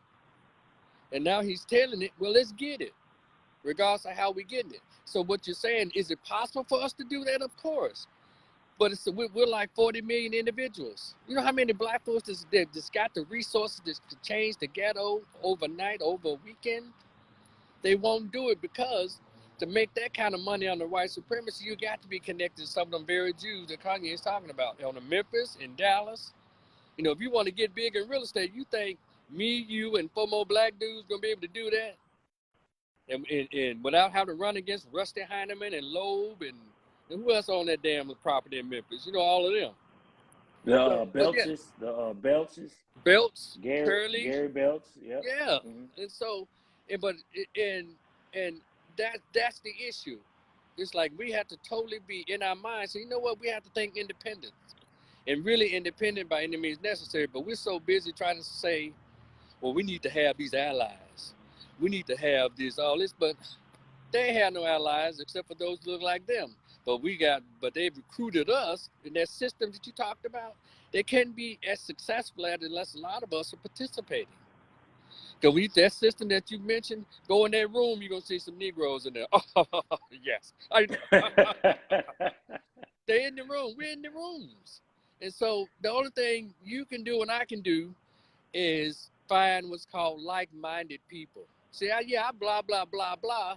But I know the masses, just like, let's go with the concept of the Nation of Islam and the ship Nibiru comes. Only 144,000 of the faithful are going to make it, correct? Just like in the Bible or the religious text, the Christian text, it says when the Lord returned, the horn of Gabriel will sound, and all of the followers will hear. Everybody's not gonna hear. When Kanye's saying everybody's not gonna hear. I learned in my 20s, when I talk, I know everybody's not gonna hear. So those are the people I'm talking to. But everybody can hear me moving my mouth, my lips. Get it? You know what? You've been riding hard for Kanye, man. I don't know I'm gonna why, have man, to. but I have to. I have to, man. I ride hard for whoever tells the truth. Because racism, white supremacy. If you don't know its agenda, what it sounds like, what it looks like, everything else you see would only confuse you. But what can you do with that, man? You But can't be vocal about that though, man. That's what I'm saying, Rico. You can't be out in the open with that. Especially while when you I'm in the open, you can be in the background making it happen. I'll be the distraction while you do the work. Yeah. All Got right. it? Okay. That's why Okay. Malcolm went out there just for Malcolm. He was hoping that he'll reach some people who will do the work. Because we got a lot of talented and skilled people. You know, I know this. How you think Xerox and FedEx and these corporations are rolling? You think it's all Caucasian? It's a bunch of talented, creative, brilliant Negroes that's rowing that damn boat for these Okay. corporations. Okay. But you talk about the gatekeepers and all that. Yep. When Kanye, okay, you married to one of the gatekeepers of entertainment, bro. Mm-hmm. Come on now. Yeah. The Kardashians, bro. Yeah, but guess what? They You don't. that Yes. see that's one thing you don't talk about. I've been But watching you. I did You mention. don't I talk did about them mention. Kardashians though. Go ahead, finish. Nah, you don't talk about them Kardashians though. You all pro Kanye, but you don't say shit about the decision he made to marry one of the gatekeeping families that control a lot of shit in Hollywood. But the thing is, I mean, but that for me, the Kardashians is a moot point. The people who upset with the Kardashians are the sisters, because they said they be cultural appropriating all day long. I don't give a fuck about the Kardashians like that. My concern is that daddy who transitioned over to a woman in Time Magazine called him Woman of the Year. So that's just that's my goddamn concern. And so I don't give a damn about them weirdo ass Kardashians, but what's that model one can kind of get it. Courtney might can get it, but see, there you might, go. See. might. Hey, bro, the only question I'm asking is, do you think Kanye is really what do you think he's doing? You really think he is for the black community and the culture? What I'm saying is, we shouldn't put that on Kanye like that. That's why our problem is. We got 40 million blacks. We can't be putting that stuff on one person. I said that Kanye spent enough game. If we think he's mad at somebody, soak this game up, and let's use it. And also, let's support this brother. You know, because we're gonna support Future. We're gonna support these Moneybag Yo, Glorilla, all these old fucked up ass, regular ass, drill, thug ass rappers in Memphis, Chicago, St. Louis, or whatever. Let's support somebody who doesn't do us any harm. Kanye doesn't do us any harm, man. Nobody in Hollywood and in Whitehaven died because of Kanye. Nobody in South Dallas has died because of Kanye, or because of his lyrics, or because of his image. We need to get those folks who are actually hurting us. And Kanye, I look at who's hurting us. Kanye ain't never said nothing that hurt. He does gospel albums. And he can't tell me nothing. I mean, he don't talk about riding beats and coming down and on ops and shit like that. He don't talk like that. Okay, you support Kanye, so that means you support Trump too. So that's the end of our conversation now. If you say it is, I'm just saying. So you don't. I'm not that cool. That one you admired since you were 17. I'm not that cat anymore. Hey man, I love intelligent debate, a dialogue. We can agree to disagree. Well, let me. So you saying you support Trump? I'll tell you this. You know, because it's almost like it's about the same as like, damn, you support Biden, even though he told you you ain't black. You know, I look at people like that, but I'm an independent, and I vote for whoever I believe has an interest at heart, and also I can be a petty voter too. But I'm not upset with Trump. I ain't never been mad at Trump. I'm not two faced because in the 80s and 90s, Negroes was all on Trump's jock. They was Right. in a Right. hotel room. They had him in songs. I'm be rich like Yeah. Trump. But Yeah. somehow the media. Let me tell y'all something about Trump that people don't I want to agree. admit. Donald Trump was the outsider to this Democratic Republican system that was running just smoothly. The bullshit back and forth. When he came in and actually was making some moves. Yeah. And we don't want to admit it because CNN and MSNBC told us that's the white guy that was racist. How y'all gonna tell us white folks which white guy is racist or which white woman is racist? And all y'all benefit from the same shit that they benefit from. And that's why I'm talking about black folks. You ain't gonna tell me that Trump is racist when I got a motherfucker that put a crime bill together because of black dudes. And then in 1981, 82, he's and his best friends were Strom Thurmond. That's where he got his idea from, the damn 94 crime bill. And Bill Clinton signed it as soon as it hit his desk. Next thing you know, black neighborhoods getting swept. Yeah, they were selling crack, but now we got to talk about single motherhood. Them teenage boys were selling crack because they can help their mammy who didn't know how to have just one baby with no husband. The black male sacrificed again, while the sisters get to live off the backs and the bread of dead and alive black men who are incarcerated. But black women, we're most educated. Black women, we're starting businesses. But you whole did it off of black men, even your black sons. So Right. yeah, fuck Joe Biden. In 2024, Trump come back again, I'll be tickled because they doing everything to get that cat out of there. I'm going to be tickled. I guess I'm a petty voter. So you gonna vote? So you gonna vote for him, basically? What I you would saying? have a problem with that all. Hey, y'all heard it right here first, man. Oh no, Rico, you ain't say, hey, I had Rico's my a Trump T-shirt on. supporter, man. I had my He's a T-shirt Trump. on the other day. Did you ain't see my other live what I did when I had my T-shirt on that I put on You had a Trump shirt on? in 2016? I put it on again the other day just to prove a point. Now y'all gonna let T-shirts distract y'all? My T-shirt had Trump. Let me say Trump.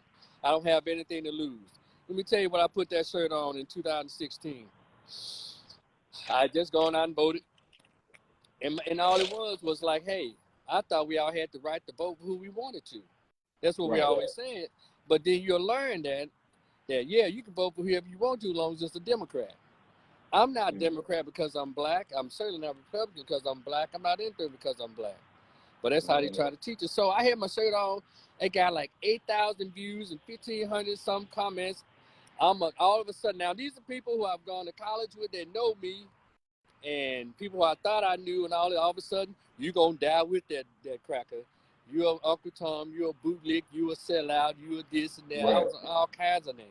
And I let them know. I remember everybody who said that the F-ish, and I just kept it up here because it didn't stop anything. But yeah, you can everybody can support who they want to as long as it's not a Republican or conservative, and that's stupid.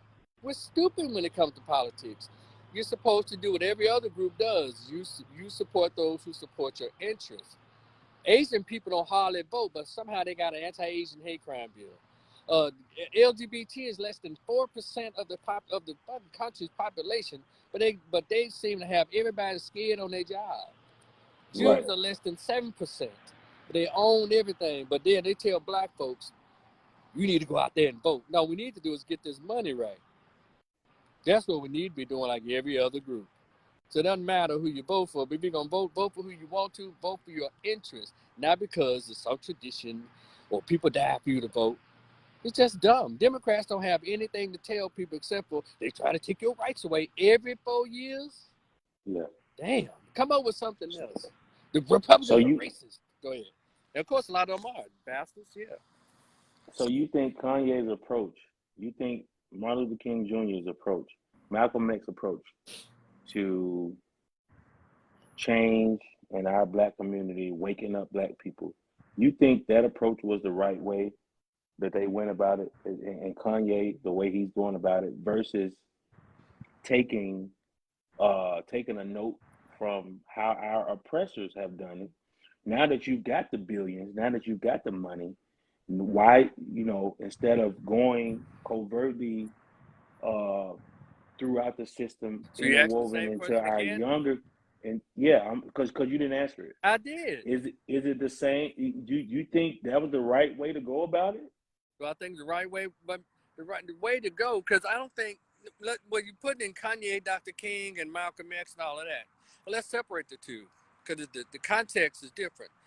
Dr. King, and people don't know this about Dr. King. Dr. King was a young kid that was recruited by the church and a bunch of Black Greeks and homosexuals who were integrationists. So they had Yeah. a plan and strategy for them to get in the system to get government jobs and be next to sit next to the white power structure. Mm-hmm. Malcolm X's strategy was do for self, and he was trying to Yeah. teach people to do that. See, Malcolm X got in. Let me start with Dr. King. You know why he was actually murdered? You know why Dr. King was actually murdered? Because he was for integration. He was fine. That was fine. When Dr. King, so this is what I say. The Dr. King I like was the Dr. King from 66 to 68 when God actually entered his life and when he woke up. When he started talking about that money. So when you start talking about spreading the money, you got to get out of it. And with his influence, they after the 1964 speech, that's pretty much done with him. The black boys, the little white girls, gonna hold hands. He's kind of Right. validated. White people aren't so bad, but then he's also talked about you gave us a blank check, but it came back and bounced said return to sender or insufficient funds. He was talking about Mm-hmm. reparations then, but he put it in a Mm-hmm. way that everybody didn't really catch it. And so when he started talking about, look, y'all gave the farmers, you gave the white farmers all this money. You see that video when he talks like that? Have you seen that video? He Yeah. said you gave the white farmers these low interest loans, but tell the black farmer, the black man, to put himself up out of the bootstrap. He started Mm-hmm. pointing out directly to attacking white supremacy. And then his final blow with his huge popularity. And by this time, black Americans had stopped liking Dr. King because he got off the integration thing. Black folks were Yeah. scared of that work.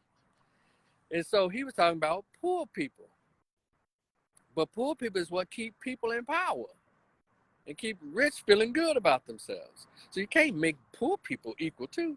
So he said, we're going to do the poor people's march. They began, the black Greeks, the black preachers, everybody began to separate from them because he got off the plan or the strategy. It was, what's his name? Rustin, Bayard Rustin, who talked him out of, having guns and guards on him with guns. He was a homosexual. As soon as Dr. King was murdered in 1972, he led one of the first LGBT parades. So they all used that poor man. They used him. Andrew Young, Mm-hmm. all of them, Jesse, all of them used to begin, and their reward was to be these so-called civil rights activists and icons. And John Lewis, they talking about get into some good trouble. How did you get famous from getting your ass whooped on a bridge? Who gets famous for getting their ass whooped? Mm-hmm. I'm like, that is dumb because you got your ass. Well, what else did you do, John Lewis? And so with Malcolm X was what got Malcolm X murdered. Malcolm X said, not only is this American, I'm trying to unite the black world. When he created that OAU, All African Unity Party group, he started going over to Africa, got out of the nation and got into what's called Orthodox Islam and started connecting. You can't bridge. You can't build that bridge between Africans and African Americans. See, you get in trouble when you start actually waking people up and they start listening to you. Kanye, they've been successful in keeping black folks asleep. He's going to be fine because black people aren't, quote, listening to him. But we start listening to him and doing what you say, the economic plan and strategizing and seeing black folks doing something, then that's when his life will actually be in trouble. But to make him out of an example, like they do a lot of these entertainers, all of a sudden you find them, alone but OD'd. Mm-hmm. All of a sudden these car accidents that happen, all that kind of shit. That's how Yeah. that works. They let you, they know, Yeah. you'll know when you're a threat. No, we're just excited because we can't believe, oh my God, he's talking about Jews. We knows we ain't supposed to say nothing about them people. They're God's peoples. We all trained. But he knows because he's been in all those rooms. And that's Yeah. why we should write it down and understand. So if something happens, if he doesn't talk, then we'll think something like, well, hey, what happened to the brother? We'll know what happened to him. Because he was saying this, they took him out then. But when they take these people out, we just sit like kind of numb and like, well, I guess tomorrow I got to get up and go to work. Yeah. And it's almost like a waste. It's almost like a waste. But it's still has to be done, man. And for those who want to do what you're doing, I like to see that happening because they're the ones who are in this system. And then we got a lot of brilliant people who are just standing by, just trying to hold what they got. Hell, I like to hold what I've got, what I have shit. Because I messed around my last 25 years, when I was a social worker and all of that stuff. But spent out, just so now. So go ahead. I'm sorry. So let me ask you this: if you had the platform as a Kanye, if you had the platform to be a correspondent or go on these Tucker Carlson and all these CNNs, would you still speak as loudly as you do now on Facebook and the YouTube platforms? Would you still have the same energy? If I had this money, or if I just got opportunity to do No, if you just had the platform. If you had the platform I ain't got nothing else to lose. Shit, I ain't got no money. Might well get on there. Something might come from it. Might get invited to colleges to speak and shit. All this is about, man, fundraising. Yeah. Yeah. Because once you cross that certain threshold, because you're starting to heat up now. Do you think so? Yeah. And it's easy to, for people to just get on their phone and talk, but once you start to break into those other grounds, reach those certain plateaus, different platforms, as a Roland Martins and all these people, but not saying that I'm not comparing you to them, but once you gain exposure, we've seen history's past, we've seen people kind of switch it up a little bit, but I would hope that you would keep that same energy. Well, the thing is, if I had Kanye's money, you probably wouldn't hear anything from me because I'd be too busy working in the community. Yeah. If I got $50 million, next weekend, you'll see me all up in Hollywood and Chelsea and all that. I'll be meeting with certain people. Let's go ahead and do this. I got this money now. I don't have to talk as much because now I can actually do. I have the resource that I can do. Even if I had money, I like to write. I'd rather pass my newsletters around instead of be doing all on these platforms and all that, because I'm older now and they're arguing and shit for the birds. That's why I just be on my Facebook page and on my YouTube channel. When I was young, even though I'm younger than you, I can talk all night about the issues. But it's like nothing. If anybody were to invite me to come, Rico, I want to talk about what you said about black women being obese. I said, well, that's not going to be any fun. My speaking speed started at $10,000 and go up. Right. So what you're not going to do is cuss me out for free. Right. And so that's how it is. If you're going to invite me, it costs you money to invite me. Because I know all of this is, you know how it is. It's part of the marketing. It's the brand. But I'm sincere in what I'm saying. This ain't no BS I'm saying. But if you invite me to your church, my speaking fee started at $10,000 and up. Again, because when I was a young man, people got to cuss me out for free. I didn't know any better. I didn't understand supply and demand, even with your intellectual property. Mm-hmm. But now, if anybody want to hear me say what I said on Facebook, even if I have on a T-shirt, you probably never heard me. If I had some learn to read or die dumb, or it's okay not to be gay. If I had that T-shirt, someone said, "Can I ask you about that?" I said, "Sure." They stopped me in the mall. Yeah, cash at me $200 per question, $100 per follow-up, because that's my time. I'm trying to find a new pair of Levi's or something. You holding me up. So yeah, you can't ask me questions for free in the public. Yeah, so that's what I learned. You can't ask me shit about what I say on. I'm just telling you, I'm saying it now, and I've been saying it. You can't ask me shit about what I said on Facebook if you see me in the public. Hey man, when you coming to Memphis again, man? I don't know. That's a good question. I don't know.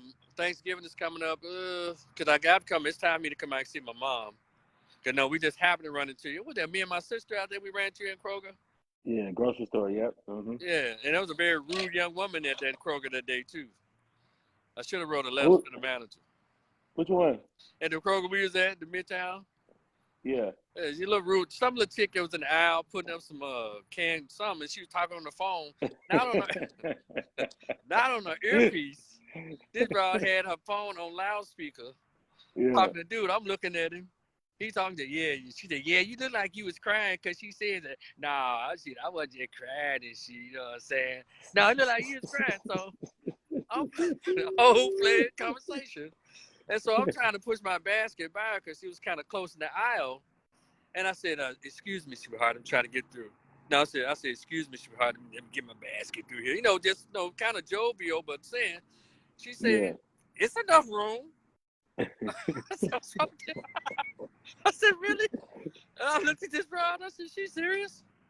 She didn't know who she was dealing with. I just like, hey. She said, it's something like that just happened to me recently about that. Damn, it's just same thing, the same response. Well, that's a whole nother conversation about customer service, rudeness, and the foolishness. But Hey man, you need to be on the panel, man. You need to do a podcast, man. I said when I get And, up to 200 people on my Rico the Opinionist YouTube channel, I'm gonna start doing a podcast on there. I have 177. Then I also have a second YouTube channel called The People's Social Worker, where I'll do more calm stuff and therapeutic and counseling and therapy topics on that one. So y'all can see my duality, you know, instead of the heavy political all the time. So I'm trying to, because I already have a warning on my Rico the Opinionist YouTube channel. oh wow. I said, God damn. So Damn. I ain't even got up to, you need 1,000 to start with the cash and shit, but I can't. Whew, so Hey man, let's talk offline, man. I feel like, in my opinion, I feel like you got just as the strong voice as Dr. Umar, as Claude Anderson, any of them, man. it's So I about feel like it's about exposure. yeah, About the right yeah, person putting you on. You know how that works, man. yeah, man. Yeah. So if we can get together with a podcast or something, man, like I said, we could talk offline. But I definitely I appreciate your feedback on that. I want to, kind of pinpoint my little point I had on Kanye, but I appreciate you. I definitely follow you. I feel everything you're saying, man. Thank you so much. And shit, let's tap in at another point, man. I'm definitely down for that. Well, man, as your former teacher, I'm extremely proud of you with your Yes, music sir. and the connections you made in the music. And hopefully, do you play live around Memphis here and there? Yes, sir. Yes, sir. Whenever Hopefully, you come back, I'm gonna definitely tap you in to some show dates. Yeah, man, because your music kind of neo-soulish, kind of. Yeah. Yeah, what I thought, because I've seen some of your stuff, and you know what? Speaking of that, really quickly, do you remember the movement they used to have there in Memphis? The movement. With the whole neo soul. Yeah, man, they had Precious Cargo Underground. and what's called that High Tone and yeah. and I think Memphis could really use that again. Do y'all got spots like that up there where you at? Or no? Let me see, Dallas. They have what's called Neo Soul Sundays in a place called the Colony. It's a way far away part of Dallas. It's like far north Dallas. Okay. They have little themes where they play live music. They got a lot of bands that go around here. It's really popular. They do, but for Memphis is like a cozy little place where something like that can really pop off. Because I miss hearing Terry Ellis and Larry Springfield and Tamara Munger and my girl. Forget it. But Tanya Dyson. Definitely. Tanya Dyson, Yeah, Stephanie Bowles, Carmen. Who? Yeah, Carmen. Oh Stephanie my God! Bowles, Yeah, tell her I said hello. That's my Aquarius sister. Man. I love Carmen. I used to go to when I was at home. When people say, "Man, ain't nothing to do in Memphis," well, maybe you have to be an Aquarius, or you just have to be adventurous. Because when I lived at home, Keelan, I was everywhere. Wednesday to Friday, Sunday morning when the party was over, I was out in Memphis. Something going on in Midtown. It was called the Vine. right there on McLean, next to Neil's, old Neil's right there in McLean. Yeah. They Yeah. was called Divine, but on Wednesday nights, she used to have a beer bus. You get in at 8 o'clock, they have about 6 kegs up in that thing playing nothing but 80s music. Christian Brothers, Rose, Lamont on, University of Memphis students, everybody in that thing. And then That's when you 616, huh? that's when you had them long locks, you know, you had locks back Yeah, then. man, that was all For across the all his city. followers, all your followers, y'all don't know he had locks. I'll tell you, I was in He Memphis. was Neo Soul. He was Shea Butter. He was fucking Had my uncle on. There was on Friday. He was Neo Soul. Yeah, man. He was Eric Benet. He was there. Man, let me tell you. So what I like about those environments, what about a neo soul environment? It brings out the better looking of us. Yeah. Always yeah, good looking for sure. people, well dressed, well mannered, and just nice and very friendly people. And it's Mm-hmm. some of those events were like somewhat multicultural. Mm-hmm. And it was For sure.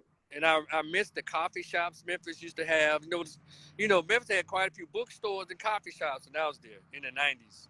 When I first came home from Grambling in 96, they had the coffee shops, they had the bookstores, they had poetry, the real poetry. Shout out to my man Hakeem. There's a war going on.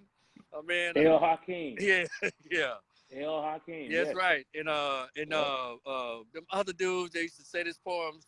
That black shit, that black shit, that black shit. What's my man? Yep. All of them. It was a duo. It was a husband and wife. Mm-hmm. The husband and wife was Pressure and that Future and Power. Yeah. But it was also this group. The brother had the heavy voice, bald head, dark skinned guy. Forget him, they're gonna kill me. But it was so many greats there, so many talented people there. Yeah. That Precious Cargo in the Pence District, man, that was epic. Hey man, come on back, man. I don't know why you left, but right, I understand. mental health, brother. You forgot the other part too. Was always cussing out the priests and the politicians on WDIA and on TV. so I had to leave for mental health, man, because when you cuss them out, the people still love them. And I still say I hold the record. I was the only human being in Memphis, Tennessee, that actually did a protest against R. Kelly when he came to the FedEx Forum or whatever. I was the only human being. Me and I think my man Adrian stood out there with me one time, and you probably know Adrian Terrell. He's a photographer there. Okay. Adrian's my partner. We used to go to all the all-white affairs and all black affairs, balling. But also my girl Glenda. But for the most part, I was the only human being out of Memphis that actually protested. Like those 10,000 people walked past me, was saying, "Man, who are these white folks to put you up to this?" Oh man. And I leave R. Kelly alone as they walked in with their 14 and 15-year-old daughters to the concert. I don't have any children. I said I would think there would be a whole line of women out there with me. They thought it was funny, and that's the one when Mayor Harrington threatened to, "I'll beat your ass." Remember that? Yeah, there was Mayor Harrington threatening to fight me. Mm-hmm. So yeah, my imprint is there. Bring your ass back, man. We need you, man. Yeah, I want you to do a podcast. Bro. Yeah, that's the thing to do, because the host that What's on Your Mind line from 4 to 6 on WDIA would be awesome. But that's the old people, though. Oh. Yeah, we gonna talk offline, man. Whether it's you and Earl Fisher or just a couple people. Yeah, I said Earl Fisher. Thaddeus Matthews. No, Thaddeus is easy, man. Thaddeus is my man. Hey, man, the Crescent Pastor is my dude. Hey, that'll be an epic show. And him? No. Oh my God. Thaddeus has his platform, and he does a great job at it. I went to his birthday party that he had. Okay. It was a lot of fun. The blues is all right. Mm-hmm. I don't know if you listen to that genre of music a lot, but it goes down. And Stan Miller's doing a good job as new host over there when Bobby passed away. So yeah. And Stan, man, I'm gonna send you my number, man, through the inbox, man. I want to talk to you, man. Yeah. I want to have some more in-depth conversations, man. And I'm gonna ask you on live. What's in that double cupped cup? This is Jesus juice. This is the same thing that Michael Jackson drank. This is Jesus juice. It's all natural. What about? This is kind of similar to what Lil Wayne drinks and DJ Screws drink. No, mine is just a mixer. I use mine as a mixer. Okay. I don't do all the lean and all the Okay. purple stuff. Okay. Because we want to keep you here a little longer, young brother. I still See, want look, there to you stay go. alive. Now you in teacher mode and shit. You know what I'm saying? That never stops. Whenever I see young guys, even younger than you, I don't care where I'm at. If I'm on the elevator, I say, how you doing, young brother? They say, hi, what's up? I said, so you're in school? So what you plan to go to, bro? So no, you ain't got no kids? No, I ain't got no kids. I said, good for you. Y'all, no, it never stops, man. The young ladies too. I said, so sweetheart, what school you plan to go to? You are good, blah, blah, blah. Yeah, man. Hey, man, this is like off the record. It's fine. I don't know if you probably gonna add this anyway, but the Stephanie, she was like a guidance counselor at Kingsbury. Her first name was Stephanie. Dark skin. When I was there? Yep. Dark skin, thick, guidance counselor type. Her name was Stephanie. Oh. I probably didn't go to the office enough. I was too busy just being a teacher there in different classrooms. We're gonna talk offline. Yeah, I got a couple questions. So did you meet her after you graduated and became a grown man or something? You know what? I had a lot of teachers that I did meet. Oh, okay. A few that I did meet after, reaching manhood. And I didn't press no charges or nothing, man. I didn't press charges or nothing. It was definitely consensual, but yeah, what's up? I mean, it's just like that, bro. Good for you. But I'm mad at you because you brought up the fat chick after the club shit the other day. I did, because it's the truth. You know it. You must have had some of them Friday and Saturday nights where you struck out. And Big Tasha was good, faithful Big Tasha. Where you at? I'm right down the street. Well, how long you gonna be? I'm in here asleep. No damn well. She was jumping up and down. Bro, you are crazy, bro. I love it. Man, we need this content, bro. For real, man. Yeah, man. You off the chain, man. I love it, man. I'm proud of you too, man. From a youngin' to an OG, I'm proud of you too, man. For real. Well, I appreciate it, young Keep brother. it up, bro. All right, and I appreciate you staying on with me, because last time I think you left before we got a chance to do this live. So I'm glad you hung around. Cool, man. I'm going to drop down if somebody else want to come up, and I'll talk to you. So be cool, man. I'll see you. For sure. I'll look for that number. All right. Yes, sir. Woo! Y'all believe it or not, was one of my former students, man. He turned, but I was about to say he turned out well. He was doing well at 17 in high school. So it's one of the local Memphis musicians who, I think he's connected to BMI too. He did the damn thing. So I got a little more time if anybody else want to come on and say hello. Kareem, you still in there, bro? If anybody else want to ask me any questions about anything, I'm good. Hit that green or blue button. I'll talk to you. If you'd like to have a quick combo, ask me about Kanye, ask me about Candace Owens, political views. You want to come on in and just share your thoughts about what I said. If you agree or disagree, I'm cool with it. Okay, I'll wait for the little dot.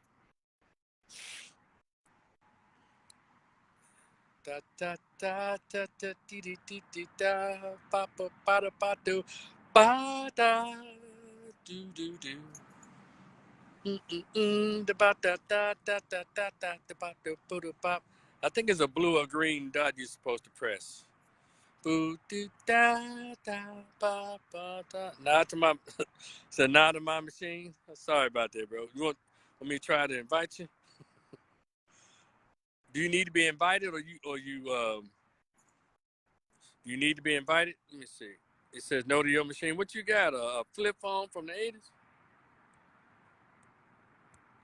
Let's see if you can get invited. Let's see. Da da da. Let's see, Kareem.